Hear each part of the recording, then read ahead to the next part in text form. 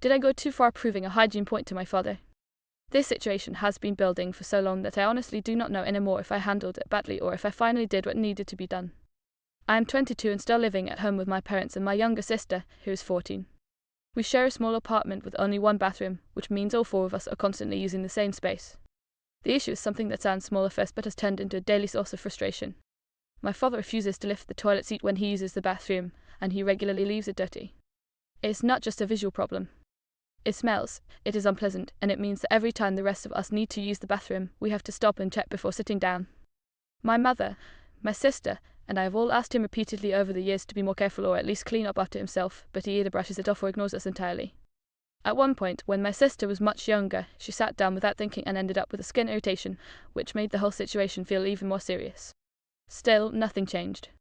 It felt like no matter how many times we brought it up, we were just talking into the air. Recently, I reached a breaking point. I told my father that if he kept leaving the seat in that condition, I would start cleaning it using his underwear. He laughed it off and clearly did not believe I would actually follow through. But I did. Every time I found the seat left in that state, I took a pair of his clean underwear and used it to wipe it down. I even used the extra pairs he kept aside. It did not take long before he noticed. Eventually, he ran out of clean underwear and the remaining ones had an obvious smell. That is when he realized what I had been doing. The fallout was immediate and intense. We argued loudly, and since then, we have barely spoken for 2 months. The atmosphere at home has been tense and uncomfortable ever since. Some relatives have heard about what happened, and instead of addressing the actual problem, they have told me I'm overreacting. They say it is just a habit he does not have and that I should not damage our relationship over something so minor. My sister also wants the conflict to end, but I cannot shake the feeling that this is about more than just a small inconvenience.